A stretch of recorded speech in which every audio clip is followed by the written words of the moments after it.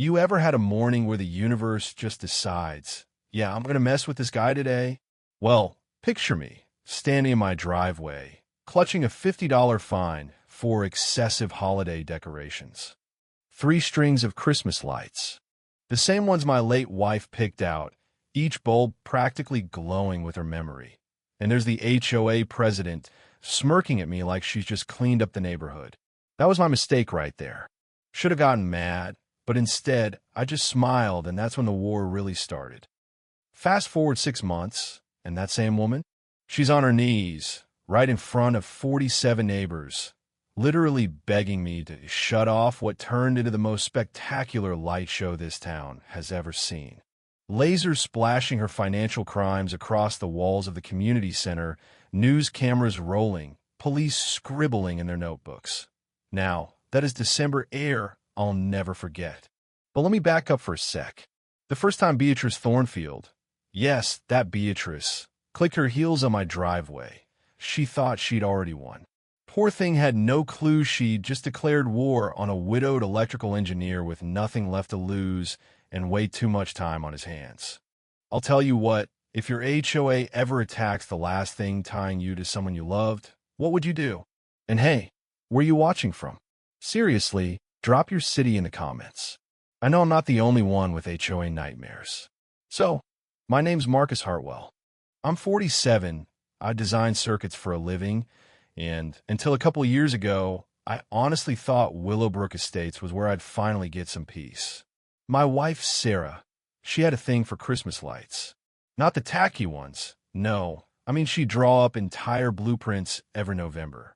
You'd swear she was prepping for a NASA launch instead of decking out the house. She'd spend hours arguing LED versus incandescent, warm white or multicolor, with all the seriousness of a Supreme Court justice. We moved to Willowbrook hoping clean air would help her. Doctors said less stress, more nature. But cancer didn't care about fresh air. Sarah died in March on a Tuesday, and I left those lights up till Easter because honestly, taking them down felt like erasing her. So that December, I put up those same 3 strings again. Nothing showy, just her final gift to the world. The house glowed soft and warm, like her laugh. I could almost see her standing there with hot chocolate, just soaking all in. That's when Beatrice Thornfield made her entrance. If you ever meet a woman who looks like she presses her pajamas and color codes her spice rack, run. Beatrice ran the HOA like it was her own personal dictatorship. Married to some developer who built half the neighborhood. Always had that tight pearl necklace and a smile that never hid her eyes. She loved targeting anyone who didn't fit her vision of suburban perfection. Mr. Kowalski?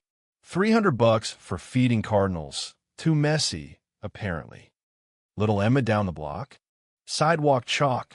Bam! Violation for unauthorized street art. The Patterson's basketball hoop. 2 inches too close to the curb? Disaster, according to Beatrice. Funny thing is, her own fence was 6 inches taller than the rules allowed.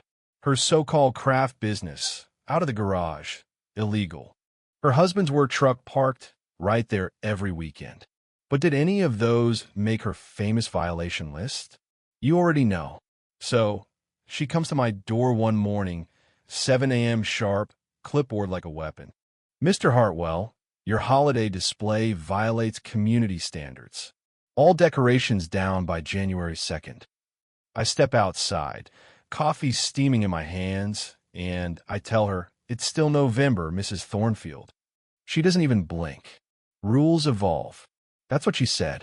We can't have a neighborhood looking like a trailer park. 3 strings of lights, folks. She handed me that notice with all the ceremony of a medieval execution. $50 fine if they weren't down by tomorrow, then $100 a day after that. I just smiled and said, absolutely, ma'am. Wouldn't dream of upsetting community standards.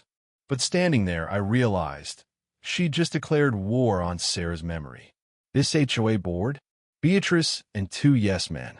Neighbors whispered their support, but when she showed up, they vanished. Most folks just paid up and kept quiet. Not me. Not this time. I took Sarah's lights down on January 3rd, just like she ordered. Coiled them exactly the way Sarah did. Hands frozen stiff, garage door open because the memories were too much.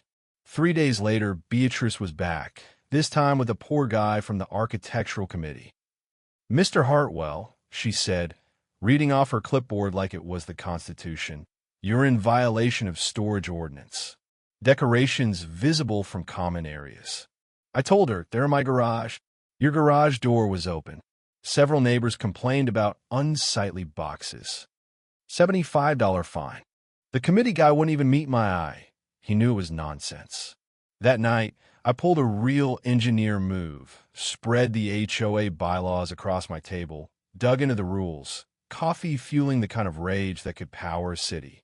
3 hours later, jackpot. The HOA hadn't filed their annual state reports in years. Without those, they can't legally enforce anything. I spent the next week measuring fences, snapping photos, taking notes. Beatrice's fence, too tall. Her business, illegal. Her husband's truck, always parked outside. I built a file so tight a prosecutor would cry tears of joy. Filed complaints for every infraction, copies to every board member. 2 days later, Mrs. Patterson, she's 3 houses down, called me. "Marcus, dear, Beatrice called an emergency board meeting last night. They're trying to change the storage rules to stick you with fines retroactively." But now word was spreading. Mr. Kowalski brought over pierogi and stories of his bird feeder battle. The Chins brought cookies and chalk art pictures. Even quiet Mr. Rodriguez showed up with his own stack of harassment letters. Suddenly my kitchen was support group central for every neighbor she'd targeted. That's when I saw it. Beatrice's authority was all smoke and fear. Alone, we'd lose. Together, she was powerless. Thursday night, I showed up to that emergency board meeting with a briefcase full of evidence and a kitchen table's worth of neighbors. That community center reeked of cleaning fluid and tension. When Beatrice saw us all, her eyes got huge. She was used to ruling from the shadows, not in front of an audience. She started in on my violations. I interrupted. "I think we need to talk about your failure to file state financial reports." The silence was so deep, you could hear the lights buzzing. 2 weeks later, Beatrice hired a so-called professional management company. Her brother-in-law, Rick, who charged us all $200 a month plus 6 months of retroactive fees. My share? $1,200. Do now or else. Turns out, Rick's company wasn't even licensed. Filed a complaint with the Attorney General, and then we held our own meeting. 23 neighbors showed up. Mrs. Patterson, who used to be a paralegal, found the HOA's original covenants. Turns out, after 35 years, the HOA was set to automatically dissolve unless renewed by a supermajority vote. Beatrice, in classic style, hid the renewal date and forged signatures. When we exposed her, things got wild. She sent out foreclosure threats, hired a real lawyer. To her horror, made her follow actual legal processes, and started daily inspections. She measured my grass with a ruler, counted my cars, snapped photos of my mailbox. The more desperate she got, the more she cracked. Neighbors started catching her screaming at her husband in the driveway. But bullies can't handle sunlight. The more evidence we brought into the open, the weaker she got. After our lawyer reviewed everything, retroactive fines, fake management company, forged renewals, her face turned colors I'd never seen on a human before. She doubled down, sent threatening letters to everyone, tried to frame me for vandalism, called the police on my laser equipment, which she claimed were bombs, even tried to bribe me to drop everything. Every word of it recorded. But the best part? My little laser show. With help from friends, I set up projectors around the community center, hidden, legal, ready to expose every one of her crimes at the next meeting. The night came. The room was packed, news crew in the back, state investigator and city council member up front. Beatrice tried to call for a renewal vote. I stood up, said, "Let's see those financials." Mrs. Patterson pulled out the dissolution clause and the evidence of forged signatures. The projectors lit up, painting her fraud in laser light for everyone to see. The room erupted. She ran out, her kingdom in ruins. 1 week later, we held an emergency election. I became president. Mrs. Patterson, treasurer. We cut the fees, refunded the ridiculous fines, and posted every financial statement online. I used half my settlement to start a scholarship fund in Sarah's name, the other half to launch our annual Holiday Light Festival, now a major fundraiser for the children's hospital that cared for Sarah. Beatrice and her husband skipped town before the criminal charges landed. Now every December, the neighborhood glows. Families gather, kids laugh, and Sarah's spirit shines a little brighter. The HOA runs on transparency and trust, not fear. Sometimes, fighting one little battle creates ripples you'd never expect. The story made the news, inspired new laws, and taught me that community matters more than any single victory. So what about you? What's your HOA horror story? Drop it in the comments below. I guarantee you're not alone. And if you ever face off with a petty tyrant, remember, document everything, rally your neighbors, and maybe, just maybe, bring a few laser projectors for good measure.